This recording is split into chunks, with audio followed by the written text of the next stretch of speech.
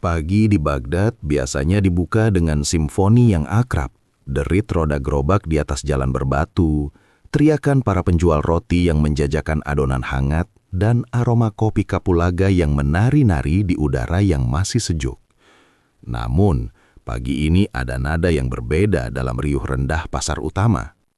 Bukan soal harga gandum yang naik, atau kapal dagang yang karam di Basra, melainkan sebuah kabar yang dibawa oleh kafilah dari jalur sutra. Katanya, dia bisa membaca pikiran hanya dengan menatap mata, bisik seorang tukang tembikar kepada pelanggannya sambil tangannya sibuk mengelap debu pada guci dagangannya. Bukan hanya itu, timpal seorang penjual kain yang berdiri di sebelahnya. Kudengar dia membawa ajaran yang katanya jauh lebih tua dan lebih murni dari apapun yang pernah kita dengar di sini. Dia menyebut dirinya seorang biksu agung dari negeri tirai bambu. Kabar itu menyebar seperti minyak yang tumpah di atas kain sutra, cepat, meresap, dan sulit dihentikan. Baghdad yang selama ini menjadi kuali besar tempat bertemunya berbagai peradaban, mulai mendidih oleh rasa penasaran. Di kedai-kedai kopi, orang-orang tidak lagi membicarakan syair-syair baru dari istana, melainkan sosok asing yang kabarnya mengenakan jubah berwarna jingga matahari terbenam dengan kepala yang dicukur licin, kontras dengan sorban-sorban besar yang biasa menghiasi kepala warga Baghdad. Sang biksu tidak datang dengan pasukan atau senjata. Ia datang dengan ketenangan yang bagi sebagian orang terasa angkuh. Ia duduk di sebuah pelataran dekat jembatan besar Sungai Tigris, bermeditasi dalam diam yang begitu dalam, seolah-olah hiruk-pikuk pasar di sekitarnya hanyalah suara nyamuk yang lewat. Ketegunannya dalam menjaga keheningan justru menjadi magnet yang menarik perhatian.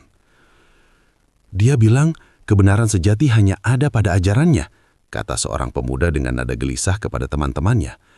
Bahkan dia menantang siapapun di kota ini untuk berdebat. Jika dia menang, dia menuntut kita mengakui keunggulannya dan mengikuti upacara penyucian yang disebut Visudi. Tantangan itu bukan sekedar adu mulut, melainkan sebuah pertaruhan harga diri bagi para cendekiawan Baghdad. Namun banyak ulama dan ahli logika yang ragu untuk maju, bukan karena takut kalah dalam ilmu, tetapi karena sang biksu tampaknya menguasai teknik bicara yang bisa memutarbalikkan logika dengan kedamaian yang semu. Di sudut sebuah warung kecil yang tersembunyi dari keramaian, Abu Nawas duduk bersandar pada tiang kayu yang sudah tua. Ia sedang asyik menikmati sepiring kurma dan segelas susu kambing. Telinganya yang tajam menangkap setiap desas-desus yang lewat. Ia melihat bagaimana kepanikan kecil mulai merayap di wajah para penduduk. Mereka merasa terancam oleh sesuatu yang tidak mereka pahami. Abu Nawas tersenyum kecil, sebuah senyum yang sulit diartikan, antara geli dan prihatin. Ia tahu bahwa kesombongan seringkali datang terbungkus dalam jubah kerendahan hati. Seseorang yang mengklaim ajarannya paling tinggi, sesungguhnya sedang berdiri di atas tangga yang sangat rapuh. Kabar angin dari timur ini cukup kencang, gumam Abu Nawas pada dirinya sendiri sembari mengunyah kurma terakhirnya. Ia lalu bangkit, merapikan jubahnya yang agak lusuh, dan melangkah keluar menuju pusat keramaian. Langkahnya santai, seolah-olah ia hanya ingin melihat-lihat harga pasar. Padahal di kepalanya, sebuah rencana jenius mulai tersusun rapi. Ia tahu, untuk menghadapi orang yang merasa paling suci, ia tidak boleh maju dengan amarah, melainkan dengan cermin yang bisa memperlihatkan wajah asli sang penantang. Matahari mulai naik setinggi gala, menyiram atap-atap datar kota Baghdad dengan cahaya emas yang menyilaukan. Namun, panasnya matahari pagi itu tak sebanding dengan hangatnya perdebatan yang terjadi di lorong-lorong pasar.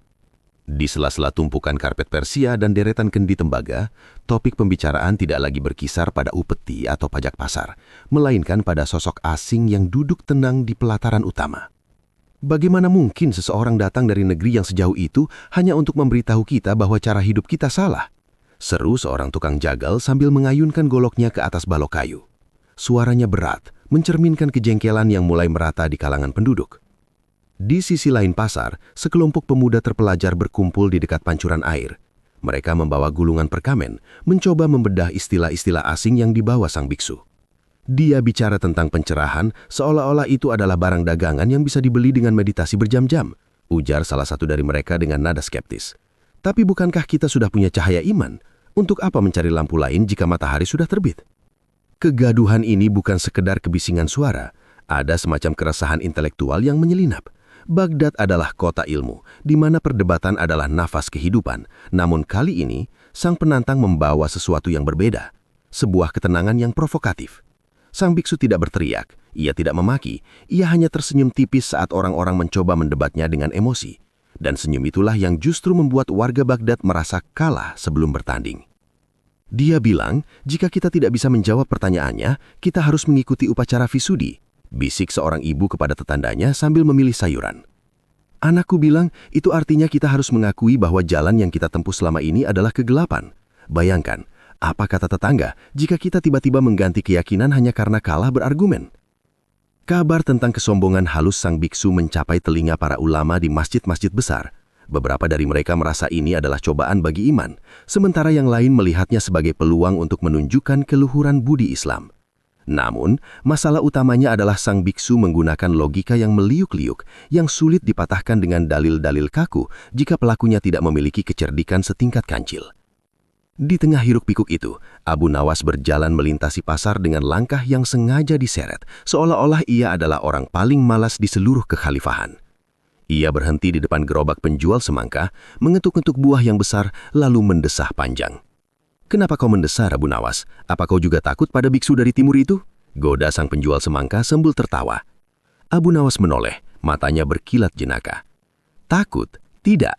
Aku hanya kasihan pada semangka-semangka ini.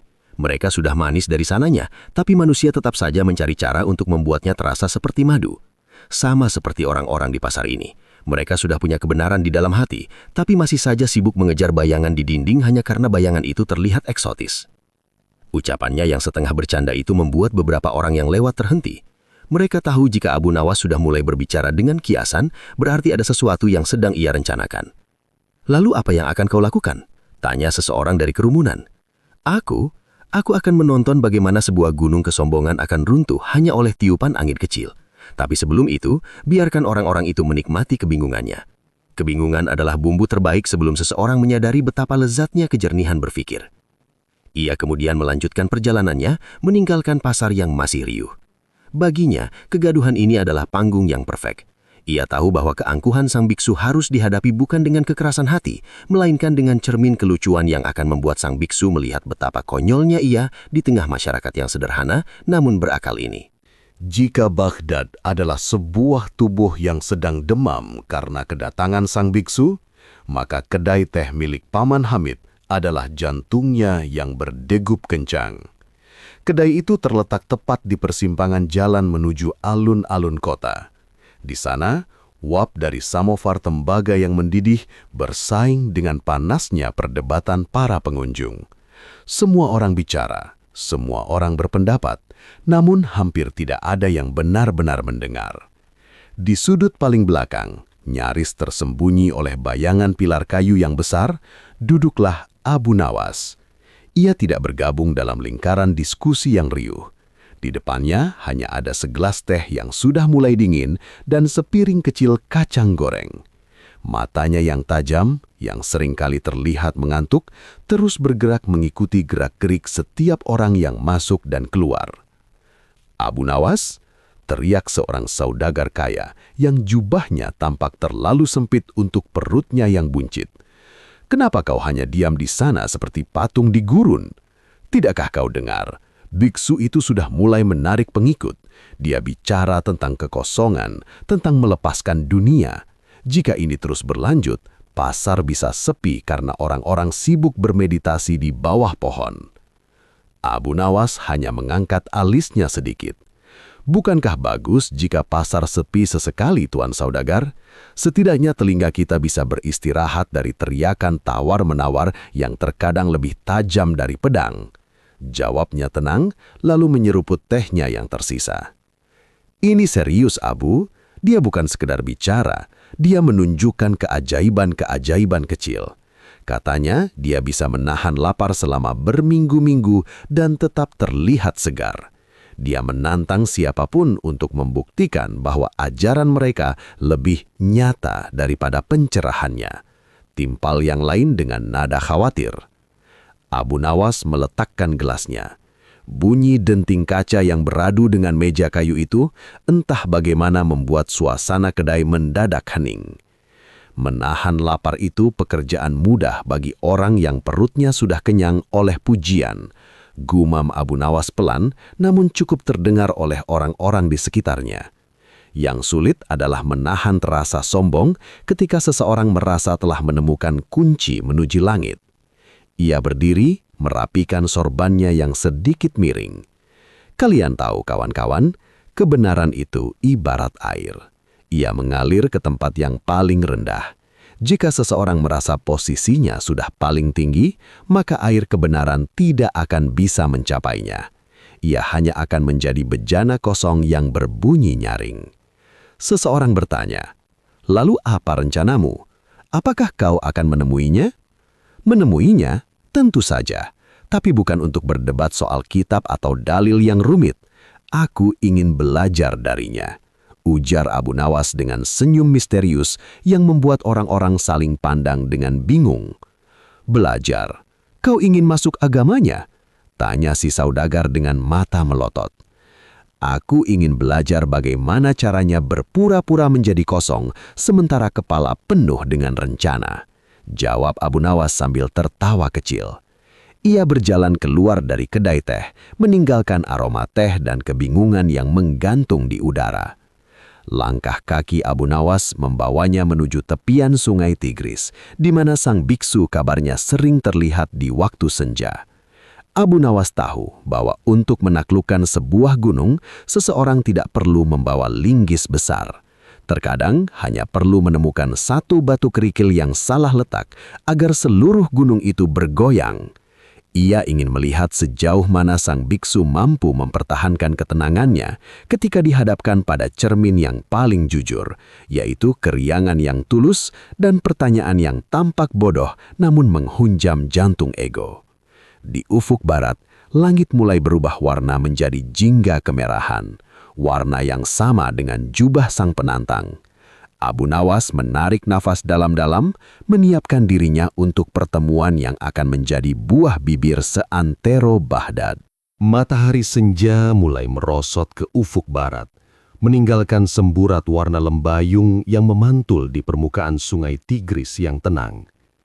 Di bawah naungan pohon kurma yang melambai ditiup angin sore, sang biksu duduk bersila.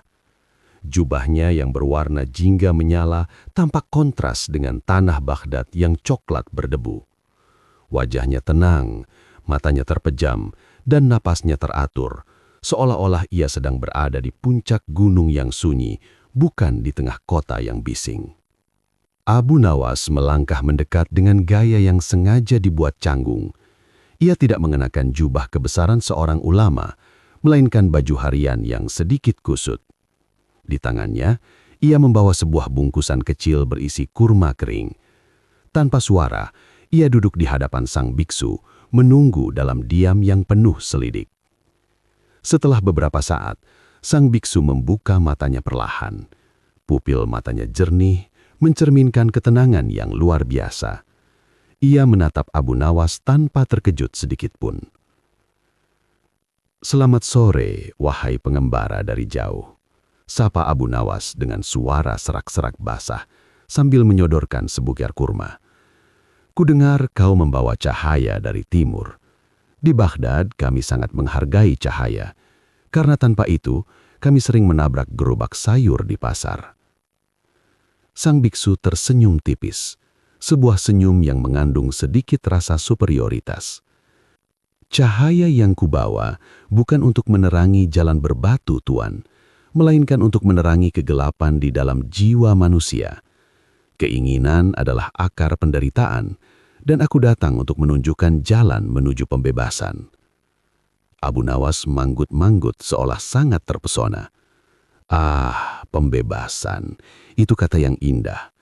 Namun bolehkah aku bertanya satu hal sederhana sebelum aku benar-benar terpesona oleh ajaranmu?" "Tanyakanlah, kebenaran tidak takut pada pertanyaan," jawab sang biksu tenang. Abu Nawas menunjuk ke arah matahari yang hampir tenggelam. "Katakan padaku, wahai biksu yang bijak, manakah yang lebih hangat?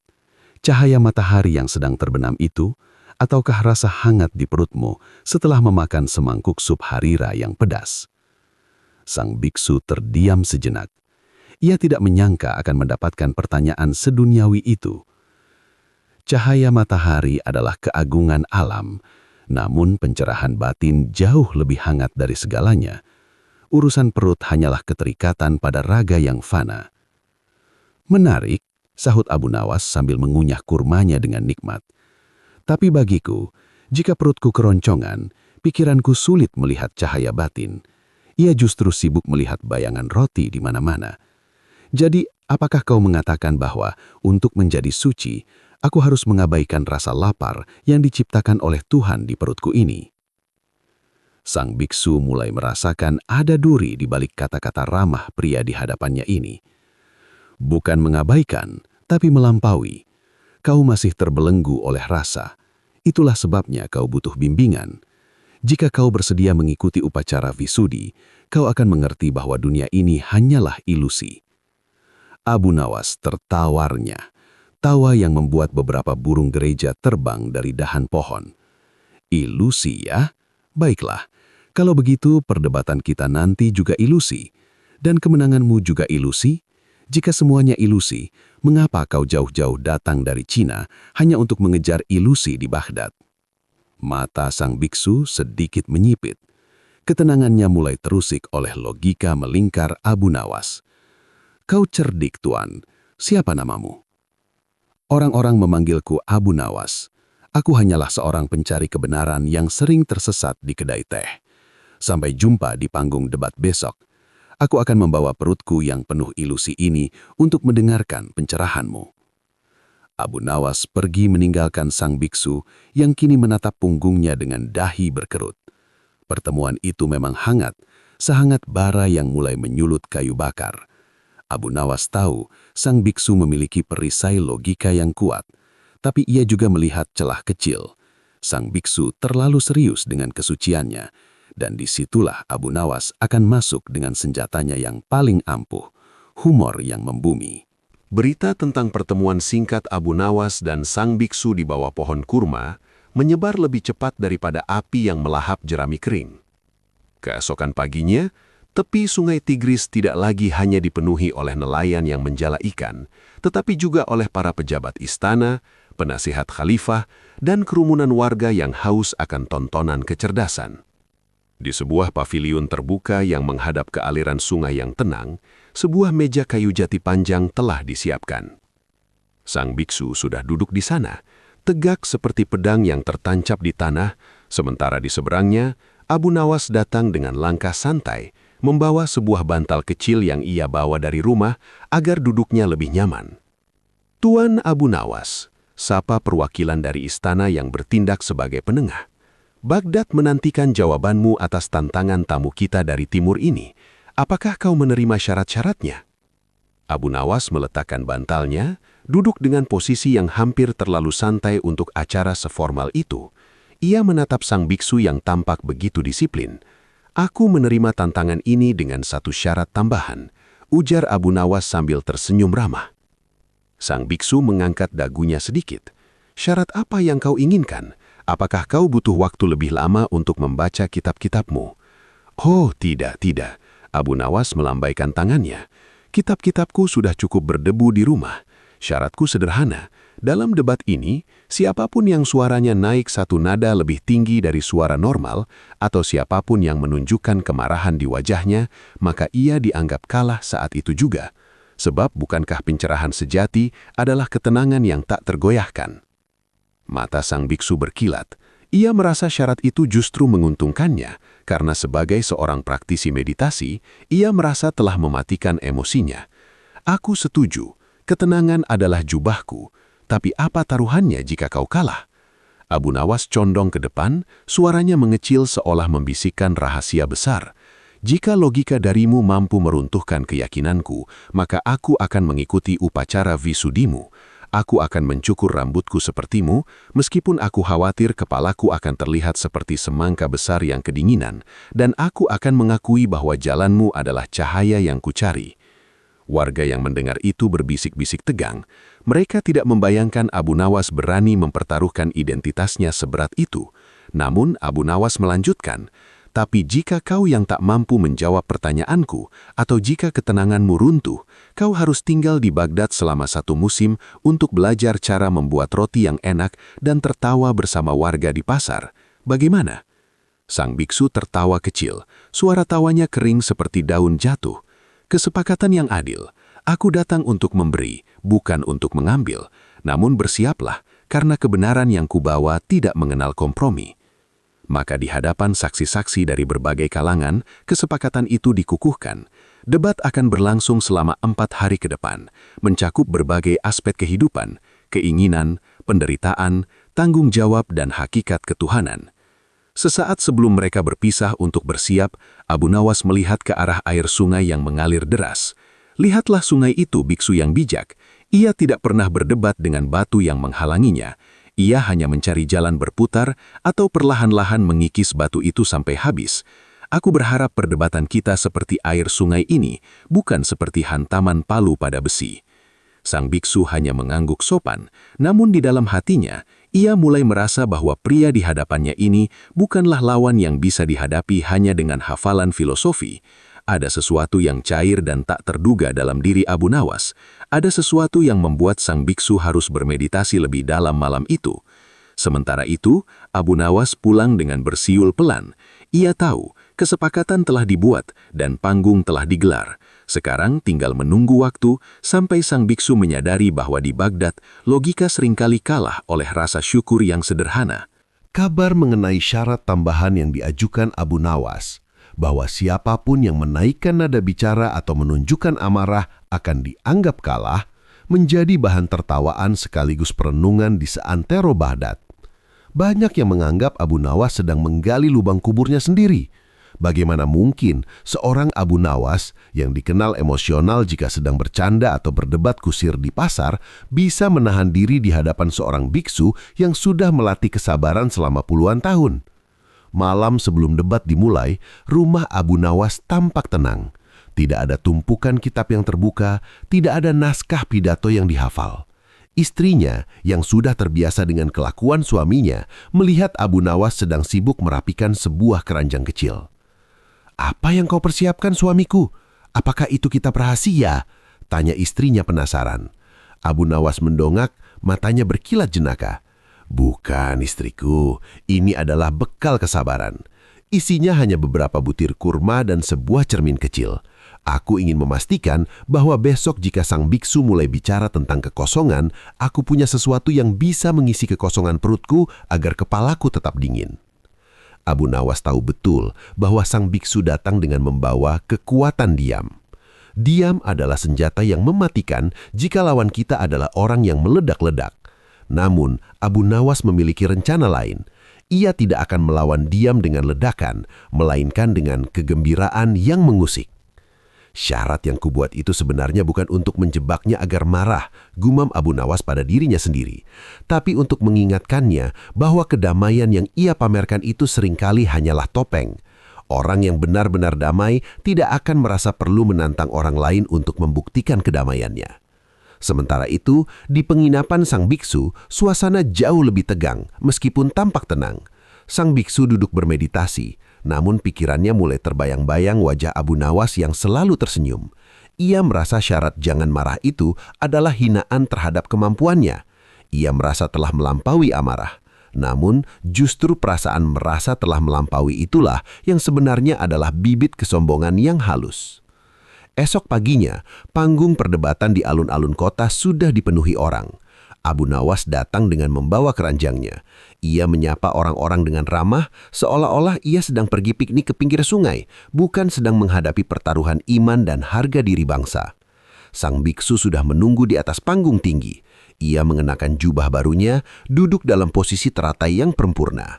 Ia tampak seperti patung emas yang tak tersentuh. "Mari kita mulai, Tuan Abu Nawas," ujar sang biksu dengan suara yang sangat rendah, hampir seperti bisikan. "Hari ini kita bicara tentang hakikat keinginan. Aku mengklaim bahwa keinginan adalah sumber segala noda. Barang siapa yang masih memiliki keinginan, ia masih berada dalam kegelapan." Abu Nawas menduduk, meletakkan keranjangnya di antara mereka. Ia menatap sang biksu dengan tatapan menyelidik. Keinginan adalah noda, katamu.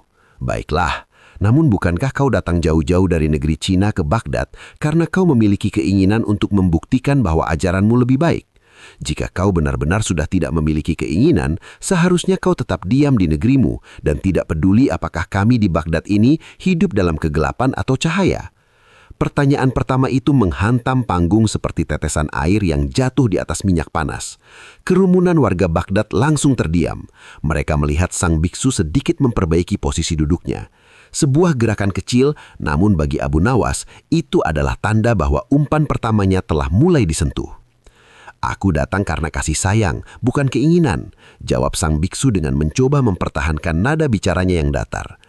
Kasih sayang atau keinginan untuk diakui sebagai pemberi kasih sayang, sahut Abu Nawas cepat namun tetap dengan nada bicara yang manis seperti madu. Mari kita bedah pisah tipis itu, wahai biksu, sebelum matahari lebih tinggi dari kepala kita. Perdebatan sesungguhnya baru saja dimulai, dan Abu Nawas telah berhasil menarik sang biksu keluar dari zona nyamannya hanya dalam satu tarikan nafas. Hari pertama debat belum berakhir, namun denyut kota Baghdad sudah terasa berbeda. Alun-alun kota bukan lagi sekedar tempat transaksi jual-beli, melainkan sebuah teater pemikiran yang kolosal. Ribuan pasang mata tertuju pada panggung kayu yang berdiri kokoh di tengah lapangan.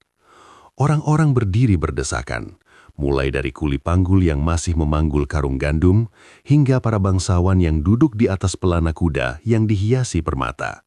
Semuanya menahan napas, seolah takut suara nafas mereka akan mengganggu timbangan logika yang sedang dimainkan di atas sana. Matahari mulai tepat berada di atas kepala, membakar semangat sekaligus menguji kesabaran. Di atas panggung, sang biksu masih tampak kokoh, namun ada setitik keringat yang mulai muncul di pelipisnya. Bukan hanya karena panasnya cuaca, tetapi karena pertanyaan-pertanyaan Abu Nawas yang mulai menguliti konsep ketenangan yang ia banggakan. Lihatlah kerumunan ini, Tuan Biksu, kata Abu Nawas sambil merentangkan tangannya ke arah warga. Mereka datang ke sini bukan untuk mencari kekosongan yang kau tawarkan. Mereka datang karena mereka memiliki harapan. Ada yang berharap dagangannya laku setelah ini. Ada yang berharap anaknya bisa belajar dari perdebatan ini. Dan ada yang berharap mereka bisa pulang dengan hati yang lebih tenang. Apakah menurutmu harapan-harapan sederhana ini adalah noda yang harus dihapuskan? Sang biksu menarik nafas dalam, mencoba menjaga suaranya tetap di nada yang disepakati. Harapan adalah bentuk lain dari keterikatan Abu Nawas. Selama manusia berharap, ia akan kecewa jika harapan itu tak terpenuhi. Kedamaian sejati adalah ketika kau tidak lagi meminta apapun dari dunia. Abu Nawas tersenyum lebar, menoleh ke arah seorang penjual air yang sedang membagikan minuman kepada warga yang kehausan. Wahai penjual air, jika kau berhenti berharap mendapatkan keuntungan dari airmu, apakah kau masih akan berdiri di sini di bawah terik matahari untuk melayani orang-orang? Penjual air itu tertawa bingung. Tentu saja tidak, Tuan Abu. Aku punya perut yang harus diisi di rumah. Abu Nawas kembali menatap sang biksu. Kau lihat, keinginan untuk memberi makan keluarga adalah keterikatan. Tapi keterikatan itulah yang membuat dunia ini tetap berputar dengan penuh kasih sayang. Jika semua orang di Baghdad ini menjadi sepertimu, duduk diam dan tidak menginginkan apapun, maka besok kota ini akan mati. Tidak akan ada roti yang dipanggang, tidak ada jembatan yang dibangun, dan tidak ada puisi yang ditulis. Jadi apakah ajaranmu bermaksud mematikan kehidupan demi mencapai kedamaian? Pertanyaan itu memancing gumaman setuju dari kerumunan. Baghdad adalah kota yang hidup justru karena ambisi dan kreativitasnya. Sang biksu mulai merasa terjepit. Ia menyadari bahwa lawan bicaranya tidak menyerang dengan teori-teori langit, melainkan dengan kenyataan bumi yang paling kasar. Kau memutarbalikkan makna, Abu Nawas, sahut sang biksu, nada suaranya sedikit lebih berat dari sebelumnya. Hidup tetap berjalan, namun pelakunya tidak boleh terikat pada hasilnya. Ah, itu lebih baik, potong Abu Nawas cepat. Berarti kau mengakui bahwa keinginan itu sendiri tidak buruk, melainkan cara kita menyikapinya. Jika demikian, maka pengemis di pinggir jalan yang bersyukur atas sepotong roti bisa jadi lebih tercerah daripada seorang biksu yang jauh-jauh datang ke Baghdad hanya untuk membuktikan bahwa dialah yang paling benar. Sebab keinginan untuk terlihat benar adalah keterikatan yang paling sulit dilepaskan, bukan begitu? Wajah sang biksu sedikit memerah. Syarat jangan marah yang dibuat Abu Nawas kini terasa seperti jerat yang mencekik lehernya sendiri. Ia harus menjawab, tapi setiap kata yang ia keluarkan seolah menjadi senjata bagi Abu Nawas untuk menunjukkan betapa manusiawinya sang biksu, meskipun ia berusaha keras berpura-pura menjadi dewa. Di kejauhan, lonceng menara mulai berdentang menandai akhirnya sesi pertama.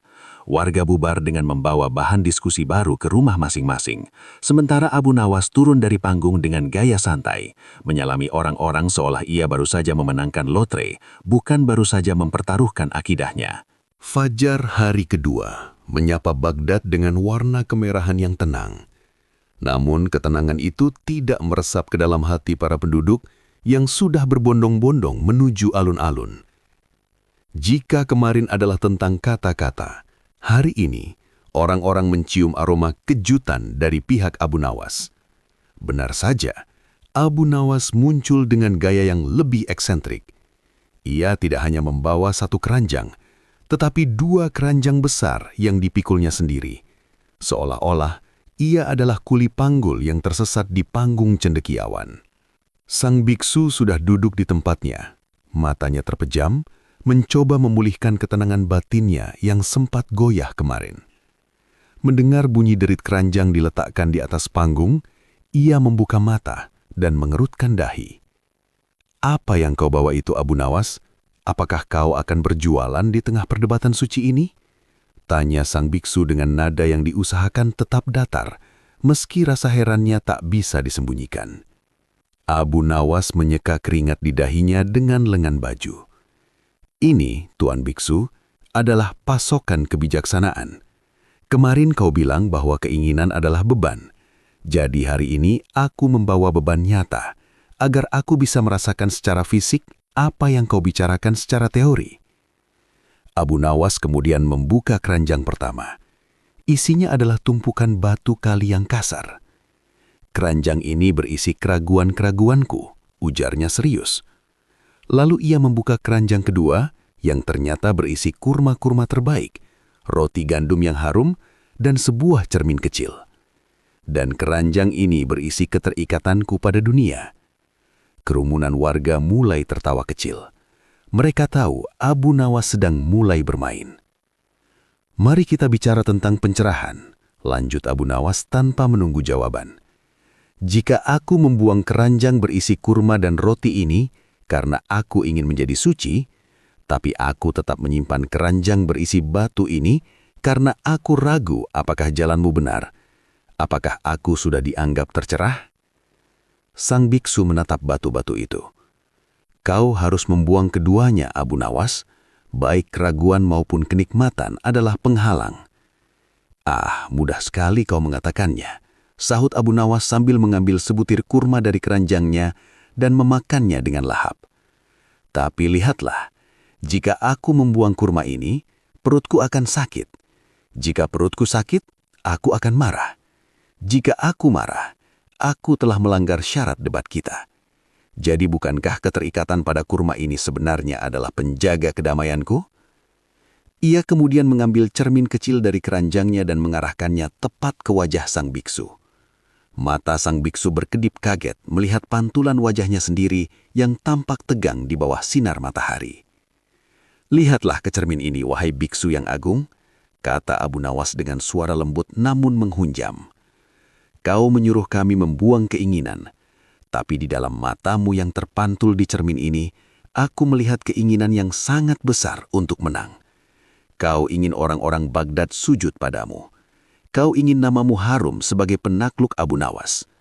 Bukankah itu adalah keranjang batu yang paling berat yang sedang kau panggul di atas panggung ini?"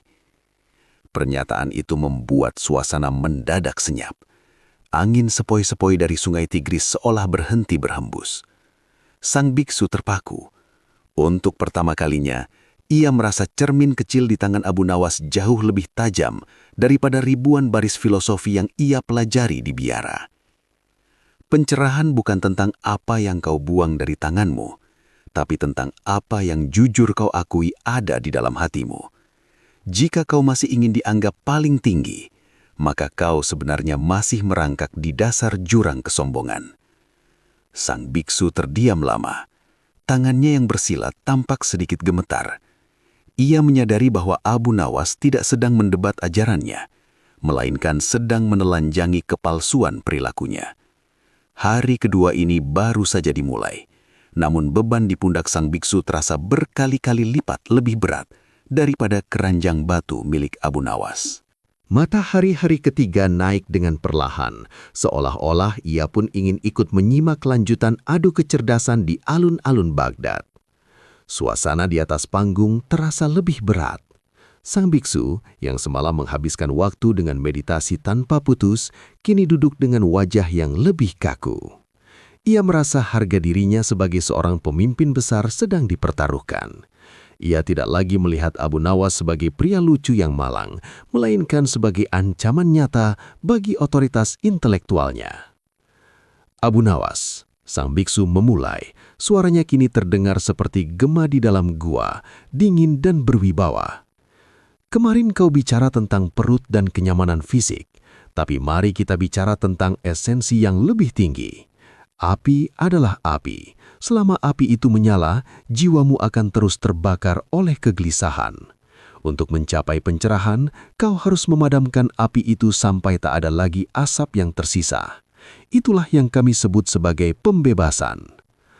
Abu Nawas, yang kali ini duduk sambil memainkan sebuah kipas anyaman kecil, manggut-manggut.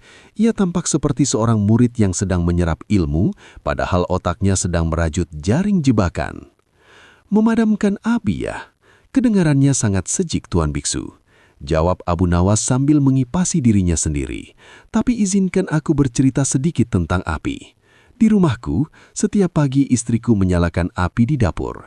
Tanpa api itu, gandum tetap menjadi butiran keras dan air tetap dingin yang tak bisa menyeduh teh. Jika aku memadamkan api itu karena ingin bebas, maka besok aku akan mati kelaparan dan istriku mungkin akan memukul kepalaku dengan panci karena aku dianggap gila. Kerumunan warga tertawa serempak. Mereka membayangkan Abu Nawas dikejar-kejar istrinya demi sebuah pencerahan. Kau selalu membawa segala sesuatu ke urusan dapur, salah sang biksu dengan nada sedikit sinis yang hampir melanggar batas nada suaranya. Maksudku adalah api nafsu, api keserakahan, api ambisi. Ah, kalau begitu jelaskan padaku, sahut Abu Nawas dengan cepat. Di mana batas antara keinginan untuk hidup dan nafsu? Seorang ayah yang bekerja keras memeras keringat di bawah terik matahari demi membelikan baju baru untuk anaknya di hari raya, apakah itu nafsu yang membakar ataukah itu cinta yang memberi hangat? Jika kau memadamkan api keinginan sang ayah tersebut, kau juga memadamkan cinta dan tanggung jawabnya. Jadi apakah menurutmu dunia yang ideal adalah dunia yang dingin tanpa cinta karena kau takut terbakar oleh sedikit asap? Sang biksu terdiam. Ia mencoba merangkai kata-kata filosofis untuk menjawabnya, namun Abu Nawas tidak memberinya celah. Ketahuilah, wahai biksu yang bijak, bagi kami, api bukanlah musuh yang harus dipadamkan habis-habisan. Api adalah berkah yang harus dijaga agar tidak membakar rumah. Kami tidak memadamkan keinginan, kami mengaturnya dengan akal dan iman. Jika kau memadamkan api di dalam dada manusia, kau tidak sedang menciptakan manusia yang suci. Kau sedang menciptakan patung batu. Dan setahuku, patung batu tidak bisa masuk surga karena ia tidak punya hati untuk merasakan keagungan Tuhan. Pernyataan ini menghujam langsung ke inti perbedaan cara pandang mereka. Sang biksu merasa seolah-olah argumennya yang selama ini dianggap sebagai puncak kebijaksanaan, kini terlihat seperti sebuah upaya untuk melarikan diri dari kemanusiaan itu sendiri. Ia menatap Abu Nawas, dan untuk sesaat ia melihat kilatan kebijaksanaan yang sangat dalam di balik mata jenaka pria Baghdad. Api yang kau puji itu bisa menghancurkanmu, Abu Nawas. Gumam sang biksu, mencoba bertahan. Benar, jawab Abu Nawas dengan senyum lebar, tapi setidaknya aku mati dalam keadaan hangat dan kenyang, sementara kau mungkin mati kedinginan dalam kekosongan yang kau banggakan. Setelah perdebatan tentang api keinginan yang cukup menguras pikiran, Abu Nawas memutuskan untuk membawa suasana kembali ke permukaan bumi. Ia tahu bahwa sang biksu sangat pandai bersembunyi di balik istilah-istilah langit yang sulit dijangkau oleh akal sehat orang pasar.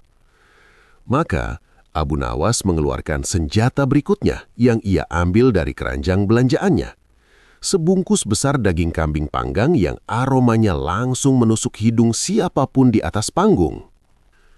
Aroma lemak yang terbakar, bumbu jintan dan ketumbar itu merebak tertiup angin, membuat beberapa penonton di barisan depan menelan ludah secara serempak. Sang biksu yang terbiasa dengan makanan hambar dan pengendalian diri yang ketat, tampak sedikit terusik. Hidungnya kembang kempis meski matanya tetap mencoba fokus pada titik imajiner di depannya. "Tuan biksu," panggil Abu Nawas dengan mulut yang seolah-olah sudah siap mengunyah. "Kau sering bicara bahwa penderitaan itu berasal dari keinginan. Sekarang, lihatlah daging kambing ini. Jika aku menginginkannya tapi tidak mampu membelinya, aku menderita karena lapar. Tapi jika aku membelinya dan memakannya sekarang, apakah penderitaanku berakhir?" Sang biksu berdeham, menjaga suaranya agar tidak bergetar. "Tidak, Abu Nawas, kau hanya menunda penderitaan. Besok kau akan lapar lagi, dan kau akan menderita mencari daging yang lebih enak. Itu adalah lingkaran setan. Penderitaan sejati adalah keterikatanmu pada rasa enak daging itu." Abu Nawas tertawa sambil membelah sepotong roti. "Tapi menurutku, penderitaan yang paling nyata saat ini justru dialami oleh dompetku. Ia mendadak tipis dan menderita karena harus membayar mahal untuk daging ini demi memberimu pelajaran. Apakah dompetku ini sedang mengalami keterikatan duniawi juga?" Warga Baghdad meledak dalam tawa. Mereka melihat betapa kontrasnya teori sang biksu dengan kenyataan hidup sehari-hari. "Mari kita bicara serius," lanjut Abu Nawas, kini wajahnya tampak lebih sungguh-sungguh meski tangannya masih memegang potongan daging. "Kau mengatakan bahwa penderitaan itu buruk. Namun bagiku, rasa lapar yang kurasakan justru adalah berkah. Tanpa rasa lapar yang menderita itu, aku tidak akan pernah tahu betapa nikmatnya rasa syukur saat mencicipi sepotong daging ini. Tanpa haus yang menyiksa, air dingin dari sungai Tigris ini hanya akan terasa seperti air biasa." Abu Nawas menatap sang biksu dengan tajam. "Apakah kau tidak menyadari? Dengan mencoba menghapus penderitaan dan keinginan, kau sebenarnya sedang menghapus rasa syukur. Jika manusia tidak pernah merasa kurang, ia tidak akan pernah menghargai saat ia merasa cukup. Jadi ajaranmu yang ingin membebaskan manusia dari penderitaan sebenarnya sedang memenjarakan manusia dalam kekosongan yang hambar. Kau tidak menderita, tapi kau juga tidak benar-benar merasa bahagia." Sang biksu terdiam. Argumen ini menyerang fondasi ajarannya dengan cara yang sangat manusiawi. Ia selama ini menganggap penderitaan sebagai musuh, namun Abu Nawas justru menunjukkannya sebagai bumbu yang membuat kehidupan menjadi bermakna. "Daging ini akan membusuk, Abu Nawas. Kenikmatannya hanya sesaat," menjawab sang biksu. "Benar, sama seperti hidup kita yang singkat. Karena ia singkat dan bisa membusuk itulah, setiap momen menjadi sangat berharga. Aku memilih untuk menikmati setiap gigitan syukur ini, daripada duduk diam berpura-pura tidak butuh apa-apa padahal perutku sedang berdemo dengan suara lebih nyaring dari lonceng biaramu." Abu Nawas menutup babak itu dengan memakan potongan dagingnya dengan penuh penghayatan, sementara sang biksu hanya bisa menatap lantai panggung, menyadari bahwa di hadapan logika perut yang jujur, filsafat kekosongannya mulai terlihat seperti sebuah kesombongan yang tidak memberi makan jiwa maupun raga. Matahari mulai sedikit tergelincir ke arah barat, namun semangat warga Baghdad justru semakin membara. Setelah urusan perut dan penderitaan dibahas dengan begitu renyah oleh Abu Nawas, sang biksu mencoba menarik kembali kendali perdebatan ke arah moralitas dan tujuan hidup. Ia ingin membuktikan bahwa jalannya adalah satu-satunya jembatan menuju kebaikan yang murni tanpa pamrih duniawi. "Abu Nawas," sang biksu memulai dengan nada yang lebih tenang, seolah sedang mengajar di sebuah kuil yang sunyi. "Kau bicara tentang syukur dan kenikmatan. Namun, mari kita lihat alasan di balik perbuatan baik manusia. Kebanyakan orang berbuat baik karena mengharap balasan, entah itu pujian manusia atau janji-janji surga yang kau percayai. Bagiku, itu bukanlah kebaikan yang sejati. Kebaikan yang benar adalah ketika kau melakukannya demi pencerahan itu sendiri, tanpa ada sosok Tuhan yang kau takuti atau kau harapkan belas kasihnya. Abu Nawas mengelus jenggotnya, matanya menatap ke arah jembatan besar di Sungai Tigris yang sedang dilalui oleh rombongan unta. Jembatan yang bagus, gumam Abu Nawas, menunjuk ke arah struktur batu tersebut. Tuan Biksu, menurutmu kenapa orang-orang itu mau berjalan melintasi jembatan yang panas itu untuk sampai ke seberang? Sang biksu mengerutkan dahi. Tentu saja karena mereka ingin sampai ke tujuan mereka. Apa hubungannya dengan kebaikan? Hubungannya sangat erat, jawab Abu Nawas sambil tersenyum lebar. Bagiku, ajaran agama dan keyakinan kepada Tuhan adalah jembatan tersebut. Kami berbuat baik karena kami tahu ada seberang yang menanti, yaitu keriduan Sang Pencipta. Kau mengatakan bahwa berbuat baik tanpa mengharap surga adalah lebih mulia. Namun izinkan aku bertanya, jika kau sedang berjalan di tengah gurun pasir yang terik dan melihat seseorang kehausan, mana yang lebih baik? Memberinya air karena kau merasa itu tugas moralmu sebagai manusia yang tercerah, atau memberinya air karena kau takut Tuhanmu akan murka jika kau membiarkan makhluknya menderita? Sang biksu menjawab dengan tegas, tentu saja melakukannya karena kesadaran murni, tanpa rasa takut pada hukuman. Abu Nawas tertawa kecil. Kali ini suaranya terdengar seperti seorang guru yang sedang membetulkan jawaban muridnya. Disitulah letak kesombongan halusmu, Tuan Biksu. Kau merasa dirimu begitu tinggi sehingga bisa menjadi sumber kebaikan itu sendiri. Namun bagi kami, manusia adalah makhluk yang lemah dan pelupa. Kami butuh rasa takut kepada Tuhan agar kami tidak berbuat zolim, dan kami butuh harapan akan surga agar kami tetap kuat berbuat baik saat dunia tidak adil kepada kami. Abu Nawas menunjuk ke arah seorang anak kecil yang sedang membantu kakeknya berjalan di pinggir alun-alun. Lihat anak itu, ia membantu kakeknya mungkin karena ia mencintai kakeknya, tapi ia juga tahu bahwa ayahnya akan bangga padanya. Apakah pujian ayahnya merusak kebaikan anak itu? Tidak, justru pujian itulah yang mendidik hatinya agar terbiasa dengan kebaikan sampai akhirnya ia melakukannya dengan tulus. Jadi, lanjut Abu Nawas, mengatakan bahwa kebaikan harus lepas dari Tuhan adalah seperti menyuruh seseorang meloncat melintasi sungai yang lebar tanpa jembatan. Mungkin 1 atau 2 orang sakti sepertimu bisa melompatinya, tapi ribuan orang kecil lainnya akan tenggelam. Kebaikan kami adalah bentuk pengabdian, bukan sekedar gaya hidup untuk terlihat tercerah. Kami berbuat baik karena kami mencintai Sang Pemilik kebaikan. Dan menurutku, mencintai Pencipta jauh lebih masuk akal daripada mencintai konsep kosong yang kau tawarkan. Sang biksu terdiam.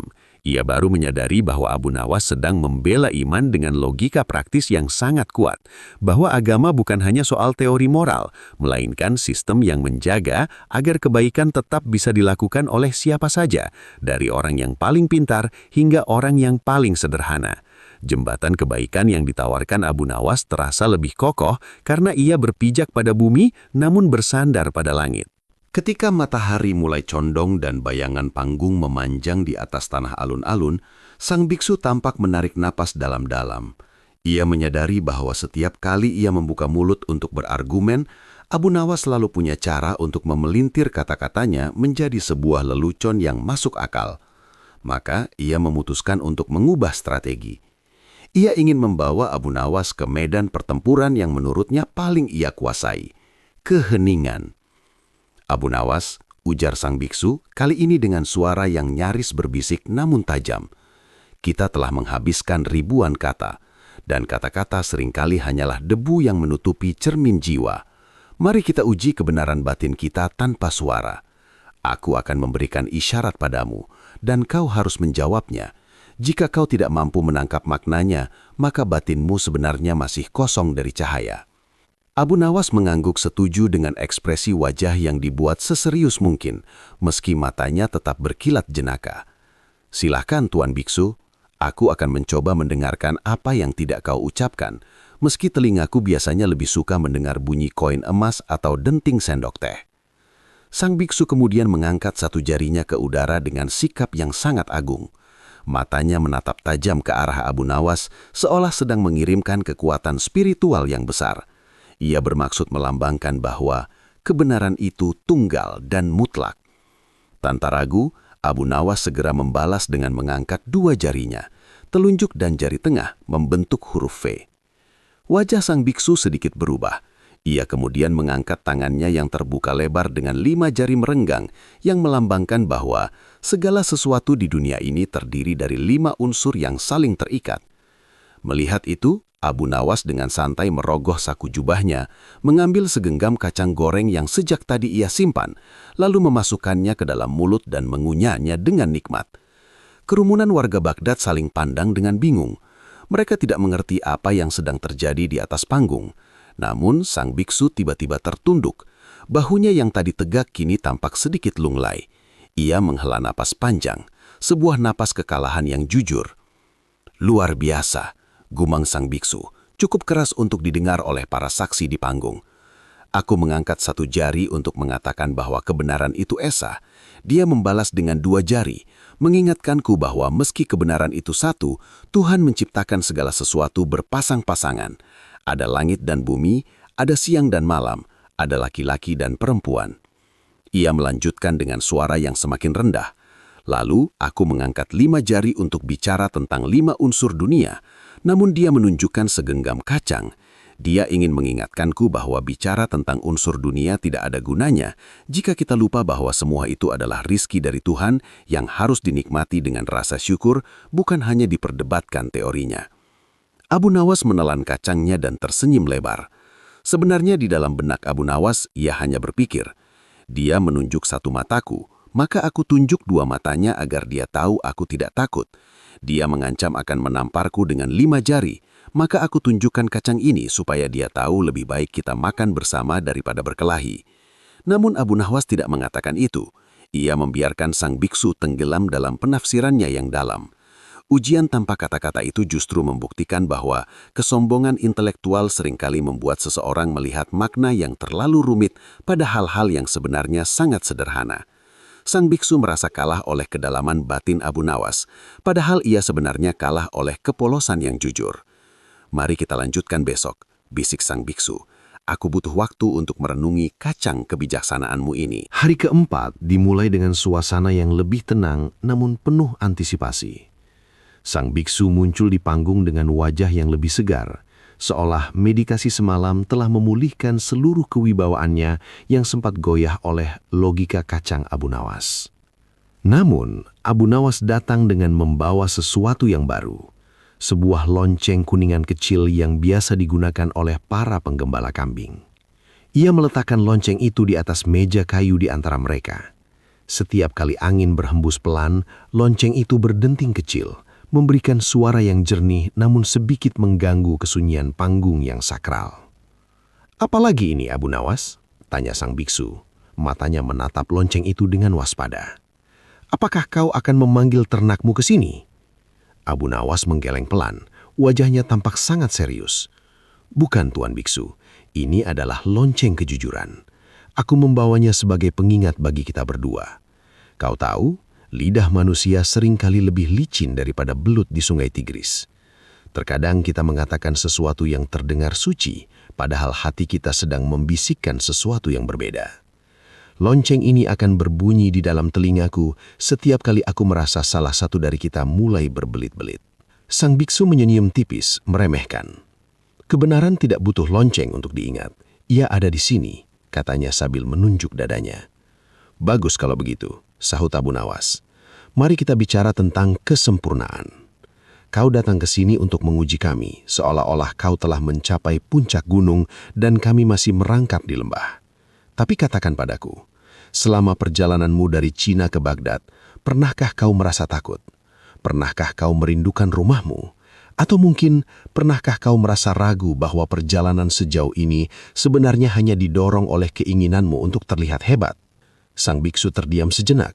Ia ingin menjawab tidak dengan tegas, namun matanya melirik ke arah lonceng kecil itu. Entah mengapa keberadaan benda mati itu terasa seperti saksi yang bisa bicara. "Aku telah melepaskan keterikatan pada tempat dan perasaan," jawab sang biksu akhirnya. "Rumahku adalah dimanapun aku berpijak. Ketakutan hanyalah ilusi bagi mereka yang belum tercerahkan." Ting! Abu Nawas menyentuh lonceng itu hingga berbunyi kecil. Maaf Tuan Biksu, telingaku berdenging. Kau bilang ketakutan adalah ilusi, tapi ku dengar saat kapalmu dihantam badai di dekat Teluk Persia, kau adalah orang pertama yang memegang tiang kapal dengan sangat erat hingga buku jarimu memutih.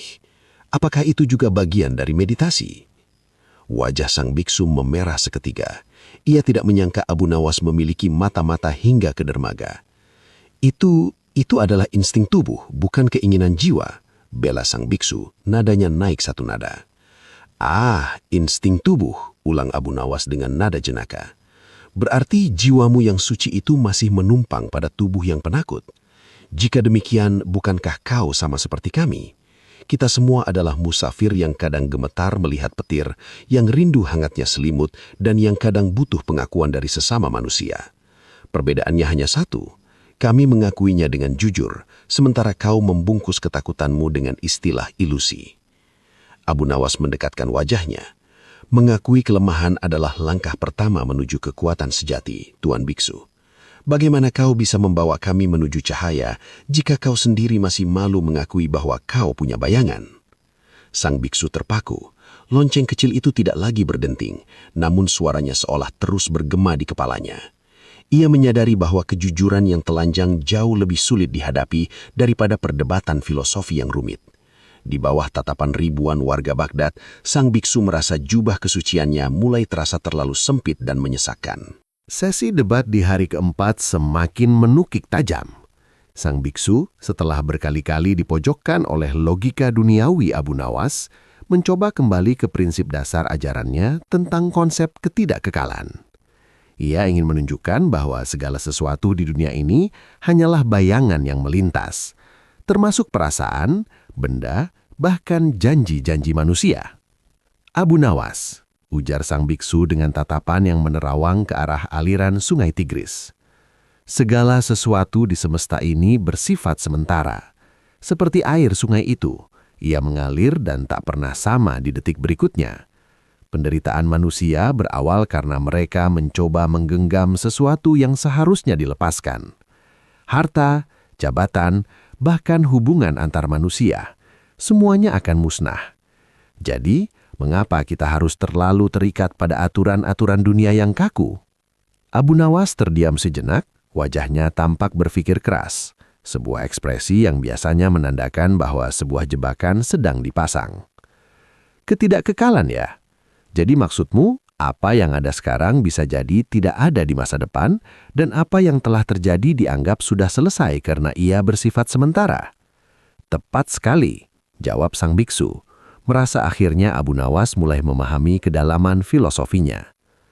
Kalau begitu, kata Abu Nawas sambil merogoh saku jubahnya dan mengeluarkan selembar kertas kusam yang tampak seperti catatan utang. Tuan biksu, kebetulan sekali kau membahas ini.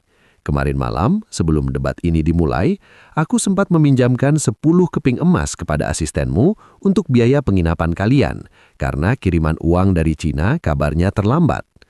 Karena kau bilang segala sesuatu bersifat sementara dan kita tidak boleh terikat pada hal-hal duniawi, apakah itu berarti utang 10 keping emas itu juga sudah dianggap musnah dan tidak perlu dibayar? Warga yang mendengarkan langsung tertawa bahak-bahak. Mereka tahu betul Abu Nawas tidak mungkin meminjamkan emas sebanyak itu, tapi mereka lebih tertarik melihat bagaimana sang biksu menjawab tantangan itu. Sang biksu tersentak. Ia menoleh ke asistennya yang tampak bingung, lalu kembali menatap Abu Nawas. Itu urusan administratif Abu Nawas. Kita sedang bicara tentang hakikat jiwa, bukan tentang kepingan logam. Loh, bukankah kau bilang harta itu fana? Sahut Abu Nawas dengan nada polos yang menjengkelkan. Jika emas itu fana dan sementara, maka seharusnya kau tidak keberatan jika emas itu tetap di kantongku atau berpindah ke kantongmu. Tapi nyatanya, wajahmu langsung menegang saat aku menyebut angka 10 keping emas. Berarti kau masih terikat pada ketidakkekalan itu sendiri, jika ia menyangkut kepentinganmu.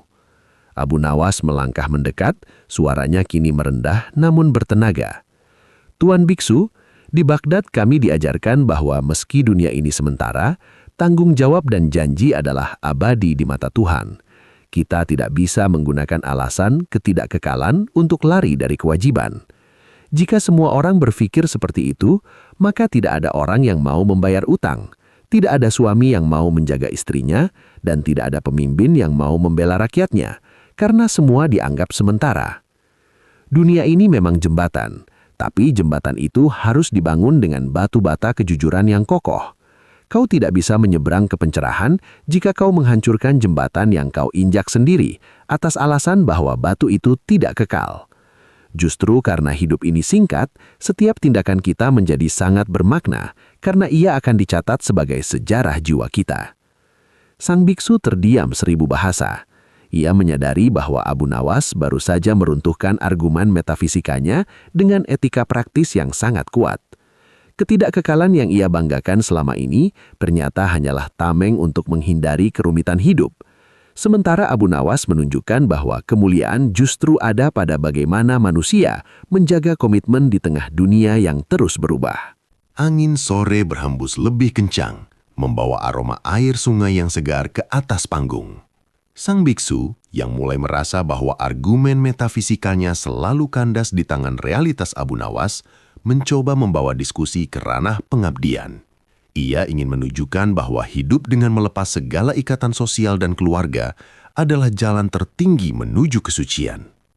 Abu Nawas, ujar sang biksu, suaranya kembali dipenuhi wibawa yang tenang. Kau terus bicara tentang urusan dunia, utang, dan perut. Tapi bukankah kau lihat bahwa akar dari segala kekacauan manusia adalah keterikatan mereka pada keluarga dan harta? Seorang pria menjadi pencuri karena ingin memberi makan anaknya. Seorang pemimpin menjadi korup karena ingin memperkaya keluarganya. Bagiku, kesucian hanya bisa dicapai dengan meninggalkan dunia, hidup tanpa keluarga, dan tanpa harta. Dengan begitu, tak ada alasan untuk menjadi serakah. Abu Nawas mengangguk-angguk perlahan. Wajahnya menunjukkan simpati yang dibuat-buat. Sebuah ide yang sangat praktis, Tuan Biksu. Jika tidak ada orang di dunia ini, maka memang tidak akan ada kejahatan. Tapi masalahnya dunia ini penuh dengan orang. Abu Nawas kemudian menunjuk ke arah seorang pria tua yang sedang menggendong cucunya di pinggir kerumunan. Lihatlah pria itu. Ia bekerja sepanjang hidupnya agar cucunya bisa sekolah dan makan enak. Menurutmu, apakah cinta pria itu kepada cucunya adalah bibit keserakahan yang harus dibuang? Cinta itu adalah belenggu, jawab sang biksu tegas. Jika cucunya sakit, pria itu akan menderita. Jika ia ingin memberikan lebih, ia mungkin akan melakukan cara-cara yang salah. Jika ia melepaskan cinta itu, ia akan damai. Abu Nawas tersenyum, namun matanya memancarkan ketegasan. Tuan Biksu, kau salah mengartikan antara tanggung jawab dan keserakahan. Di Baghdad, kami diajarkan bahwa keluarga adalah ladang amal. Justru karena aku mencintai istriku, aku belajar untuk bersabar saat ia marah. Karena aku mencintai anakku, aku belajar untuk bekerja keras dengan jujur. Tanpa ikatan-ikatan itu, manusia hanya akan menjadi egois yang bersembunyi di balik jubah kesucian. Kau bilang kau suci karena tidak memiliki apa-apa. Tapi sebenarnya kau adalah orang yang paling beruntung karena kau menikmati hasil dari orang-orang yang terikat pada dunia. Jubah yang kau pakai ditenun oleh tangan seseorang yang bekerja demi keluarganya. Makanan yang kau makan ditanam oleh petani yang mencintai tanahnya. Kau menolak ikatan dunia, tapi kau hidup dari keringat orang-orang yang terikat pada dunia. Bukankah itu sebuah ketidaktulusan yang sangat besar? Warga Baghdad mulai berbisik-bisik, membenarkan ucapan Abu Nawas. Mereka merasa bahwa kehidupan mereka yang penuh perjuangan demi keluarga justru jauh lebih mulia daripada sekedar duduk diam menghindari masalah. Bagi kami, pungkas Abu Nawas, kesucian bukan tentang lari dari tanggung jawab, tapi tentang bagaimana tetap jujur di tengah keramaian. Keserakahan bukan lahir dari cinta kepada keluarga, tapi dari hati yang tidak pernah merasa cukup dengan pemberian Tuhan.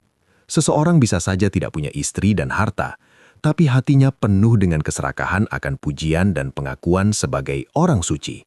Dan menurutku, itulah jenis keserakahan yang paling berbahaya karena ia terbungkus dalam doa.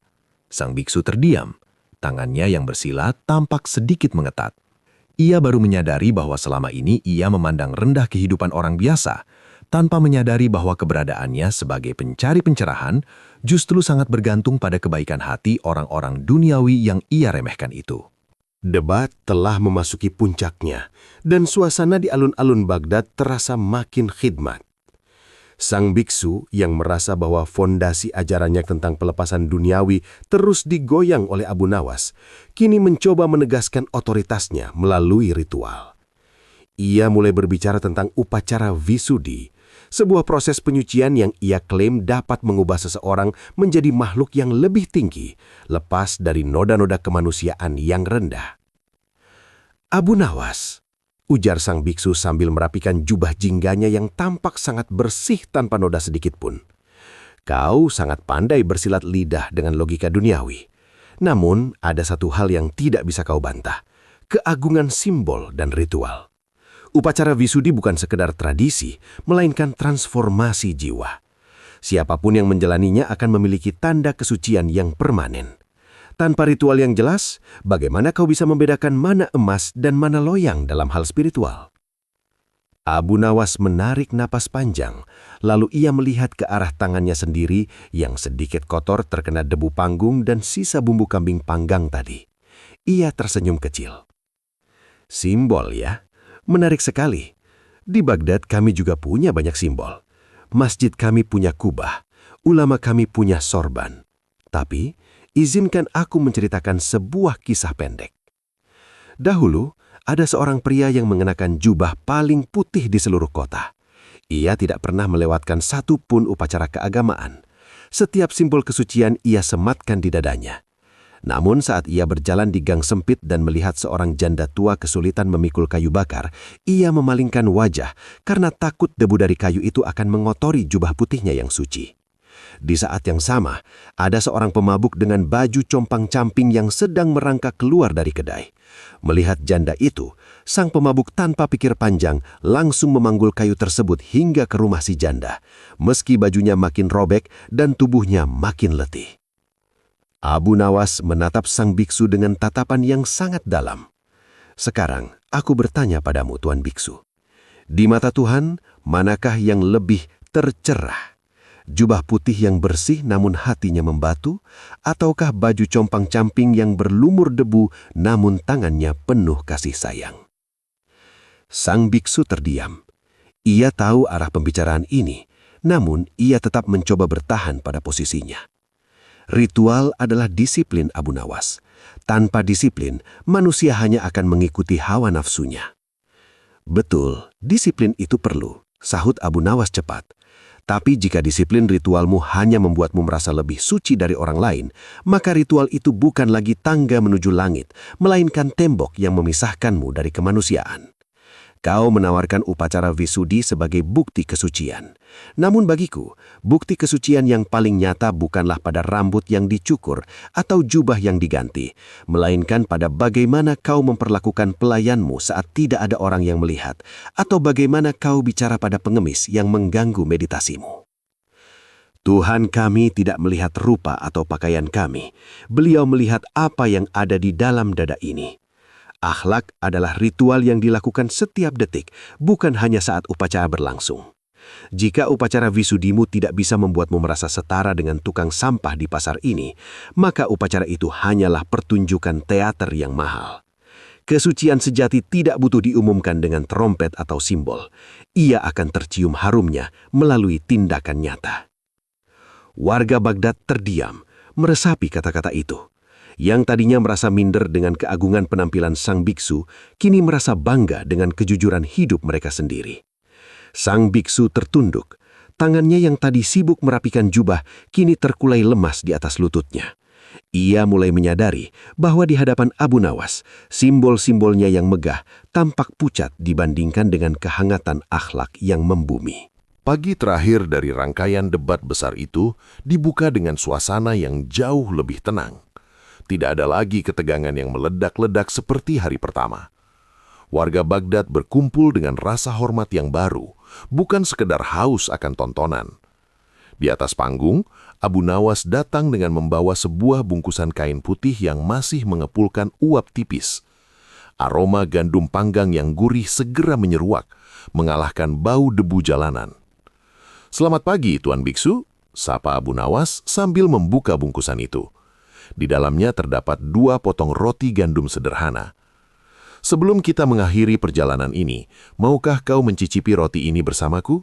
Ini bukan roti dari istana, melainkan roti yang dipanggang oleh tetanggaku yang buta, yang setiap pagi bangun sebelum fajar demi memberi makan anak-anak yatim di lingkungannya. Sang biksu menatap roti itu dengan tatapan yang kini jauh lebih lembut. Ia mengambil sepotong dan merasakannya. Roti ini terasa sangat jujur, Abu Nawas, gumamnya pelan.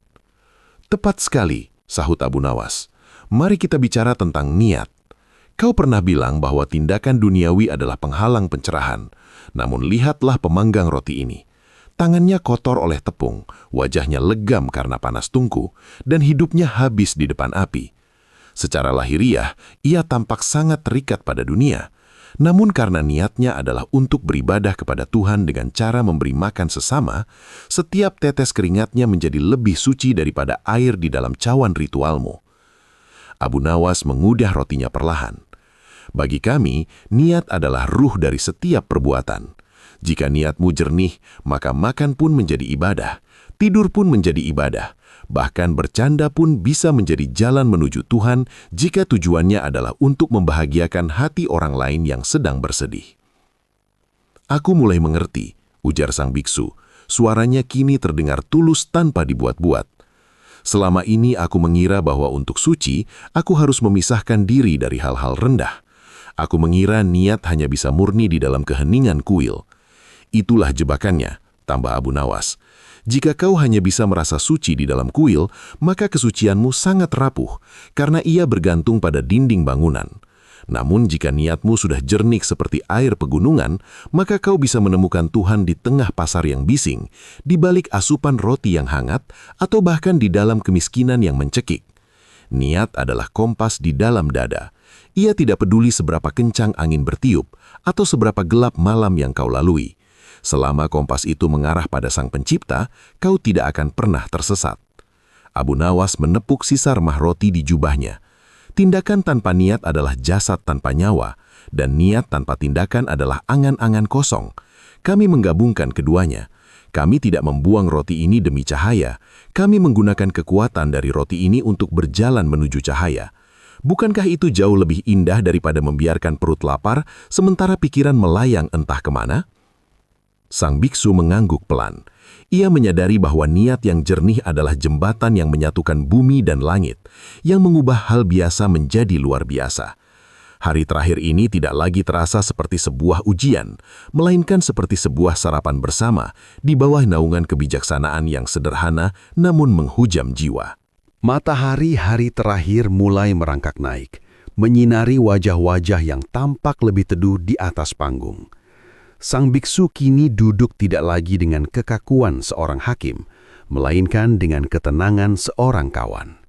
Ia merenungkan ucapan Abu Nawas tentang niat dan bagaimana hal itu mengubah cara pandangnya terhadap rutinitas duniawi yang selama ini ia anggap sebagai sampah spiritual.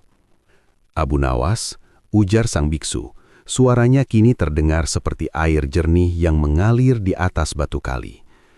Kau bicara tentang niat sebagai ruh dari perbuatan, namun dunia ini sangat bising. Bagaimana cara seorang manusia menjaga agar kompas di dalam dadanya tidak terus-menerus bergoyang akibat tarikan magnet keserakahan, amarah, dan pujian? Bahkan aku, yang telah bertahun-tahun bermeditasi, terkadang masih merasakan jarum kompas itu bergetar saat namaku disebut dengan penuh kekaguman. Abu Nawas tersenyum lembut. Kali ini tidak ada sorot jenaka yang nakal di matanya, melainkan kebajikan seorang sahabat. Ia mengambil kompas kecil dari saku jubahnya, benda yang biasa digunakan para musafir untuk menentukan arah kiblat. "Lihatlah jarum ini, Tuan Biksu," kata Abu Nawas, sambil menggoyang-goyangkan benda itu. Jarum ini memang bergetar.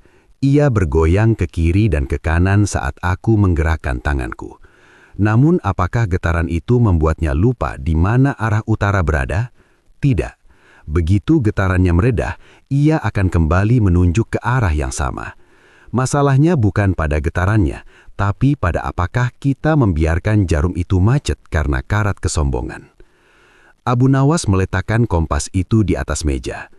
Di Baghdad, kami diajarkan bahwa godaan dunia itu seperti angin yang menerpa kapal. Angin itu tidak bisa kita hentikan, dan kapal kita pasti akan bergoyang. Namun selama kita memiliki kemudi yang kuat, yaitu zikir dan kesadaran akan kehadiran Tuhan, maka getaran itu hanyalah bagian dari perjalanan, bukan akhir dari tujuan. Kau mencoba menjaga kompasmu agar tidak pernah bergetar dengan cara mengurung diri dalam keheningan. Tapi bagiku, kompas yang tidak pernah diuji di tengah badai, kita tidak akan pernah tahu apakah ia benar-benar berfungsi atau hanya sekedar pajangan. Jadi, lanjut Abu Nawas, cara menjaganya bukan dengan lari dari magnet dunia, tapi dengan memperkuat magnet di dalam hati kita sendiri. Jika magnet cinta kita kepada Sang Pencipta lebih besar daripada magnet pujian manusia, maka jarum kompas kita akan selalu kembali ke arah yang benar, meski dunia mencoba menariknya ke segala arah. Seorang pedagang bisa saja sedang menimbang gandum dengan sangat sibuk, tapi di dalam hatinya, jarum kompasnya tetap menunjuk pada kejujuran, karena ia tahu Tuhan sedang melihat timbangannya. Warga yang menyimak mulai mengerti bahwa pencerahan bukanlah kondisi tanpa gangguan, melainkan kemampuan untuk terus kembali pada kebenaran di tengah gangguan. Jangan takut pada getaran hatimu, Tuan Biksu. Takutlah jika hatimu mulai berhenti bergetar karena kau merasa sudah sampai di puncak kesucian. Sebab saat itulah kompasmu sebenarnya sedang rusak. Selama kita masih butuh bimbingannya, maka jarum itu akan selalu menemukan jalannya pulang. Sang biksu menatap kompas kecil itu dengan saksama. Ia menyadari bahwa selama ini ia terlalu sibuk menjaga agar hidupnya bebas dari gangguan, sehingga ia lupa bahwa kekuatan sejati justru ada pada kemampuan untuk terus kembali tegak setelah terombang-ambing. Kompas di dalam dada Abu Nawas ternyata memiliki magnet yang jauh lebih kuat karena ia selalu terhubung dengan bumi tempat ia berpijak dan langit tempat ia berharap. Matahari mulai condong ke arah barat, memancarkan semburat cahaya oranye yang lembut di atas kubah-kubah Baghdad. Udara yang tadinya panas kini mulai mendingin, seiring dengan suasana di atas panggung yang mencapai titik klimaksnya. Sang biksu tidak lagi memegang tasbihnya dengan tegang. Ia duduk dengan bahu yang rileks, menatap Abu Nawas bukan sebagai lawan, melainkan sebagai cermin yang jernih. Abu Nawas, ujar sang biksu dengan suara yang hampir menyerupai bisikan angin. Kita telah membedah keinginan, penderitaan, tanggung jawab, hingga niat. Namun ada satu hal yang terus mengusikku. Kau tampak begitu mencintai kehidupan ini dengan segala kerumitan dan bisingnya.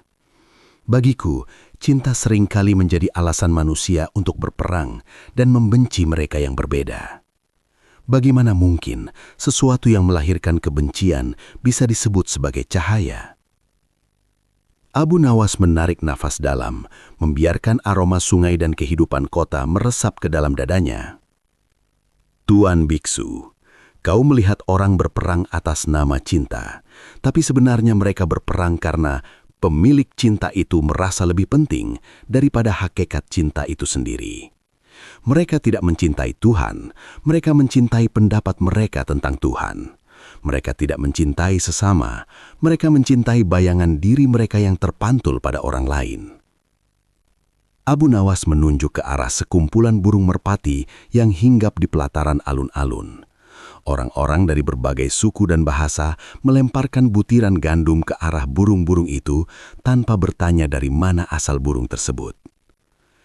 Cinta sejati tidak pernah melahirkan kebencian, karena cinta sejati adalah pengenalan. Ketika kau mengenal seseorang sebagai sesama makhluk Tuhan, kau tidak akan bisa membencinya, meski ia membawa lentera dengan warna yang berbeda darimu. Cahaya tetaplah cahaya. Entah ia keluar dari lampu minyak yang kusam atau dari lilin istana yang mewah. Jika kau membenci lampunya, kau sebenarnya sedang menolak cahayanya. Sang biksu tertegun. Jadi kau mengatakan bahwa perbedaanku denganmu hanyalah soal fontu lampunya.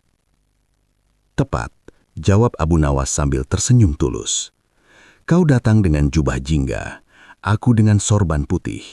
Kau mencari kedamaian dalam keheningan, aku mencari keberkahan dalam keramaian. Namun bukankah tujuan kita sama? Kita sama-sama ingin pulang kepadanya dengan hati yang selamat. Jika kau mencintai Sang Pencipta, kau harus mencintai ciptaannya. Dan cinta itulah yang melahirkan cahaya di tengah kegelapan dunia. Abu Nawas melangkah sedikit lebih dekat. Cinta yang murni adalah saat kau bisa melihat keindahan dalam diri orang yang paling kau benci sekalipun.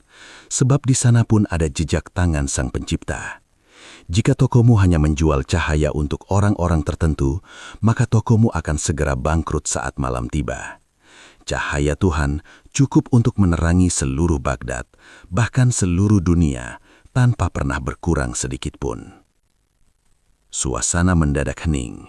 Banyak warga yang mendengarkan tanpa sadar mengusap air mata. Mereka merasa bahwa selama 4 hari ini, mereka tidak sedang menonton debat agama, melainkan sedang diajak untuk saling memanusiakan. Sang biksu menundukkan kepalanya dalam-dalam, bukan karena malu, tapi karena rasa hormat yang memenuhi relung hatinya.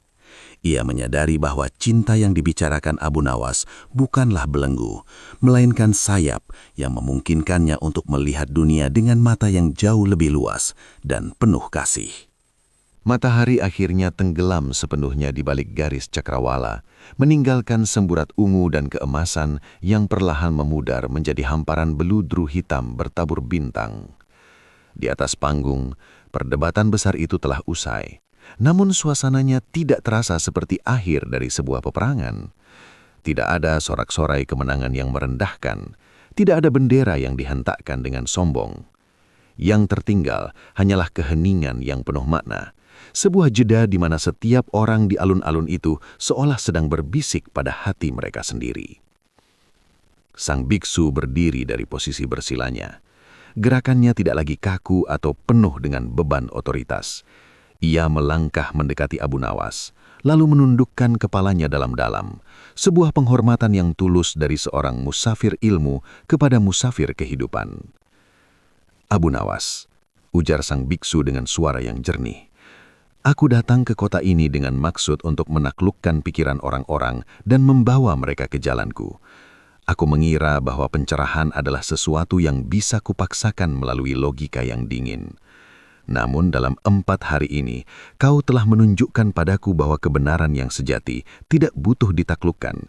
Ia hanya butuh dirasakan melalui kasih sayang dan kejujuran. Sang Pidah Buddha. Abu Nawas membalas penghormatan itu dengan senyum lebarnya yang khas. Senyum yang sama yang ia tunjukkan saat hari pertama. Tuan Biksu, kau tidak kalah. Kita berdua menang karena kita telah berhasil meruntuhkan tembok kesombongan yang sempat menghalangi kita untuk saling melihat sebagai saudara. Baghdad adalah kota yang besar, namun ia akan terasa sempit jika kita hanya ingin mendengar suara kita sendiri. Sang biksu kemudian melepaskan sebuah manik-manik kecil dari tasbihnya dan memberikannya kepada Abu Nawas sebagai tanda persahabatan. Aku akan kembali ke negeriku, tapi aku tidak akan membawa pulang kemenangan atas debat ini. Aku akan membawa pulang pelajaran tentang roti hangat, kompas yang bergetar, dan cinta yang melahirkan cahaya. Terima kasih telah menjadi cermin yang jujur bagiku. Kerumunan warga perlahan-lahan mulai membubarkan diri. Mereka pulang dengan langkah yang ringan, membawa cerita bukan tentang siapa yang lebih hebat, melainkan tentang bagaimana perbedaan bisa dikelola dengan akal dan akhlak. Di kedai-kedai kopi, obrolan tidak lagi berisi ejekan terhadap sang asing, melainkan pujian atas luasnya samudra kebijaksanaan yang bisa menampung berbagai aliran sungai. Abu Nawas berjalan sendirian menyusuri tepian sungai Tigris yang tenang. Suara air yang beradu dengan dinding batu jembatan terdengar seperti musik pengiring bagi pikirannya yang damai. Ia mendongak ke arah langit Baghdad yang bertabur bintang, menarik napas dalam-dalam dan bergumam pada diri sendiri. Orang sering datang dari jauh hanya untuk membuktikan bahwa mereka benar, padahal kebenaran itu sudah ada di depan mata mereka dalam bentuk senyum tetangga atau sepotong roti yang dibagikan. Ia terus berjalan, bersiul pelan di bawah cahaya lentera kota yang mulai menyala satu persatu. Malam itu, yang paling terang di Baghdad bukanlah api di panggung perdebatan, bukan pula lampu-lampu di istana khalifah, melainkan tawa dan kedamaian yang menyatukan hati setiap insan yang menyadari bahwa di bawah langit yang sama, kita semua hanyalah hamba yang sedang belajar untuk saling mencintai. Dan begitulah, Baghdad tetap menjadi Baghdad, kota yang hidup oleh ilmu, berdenyut oleh iman, dan bersinar oleh kemanusiaan.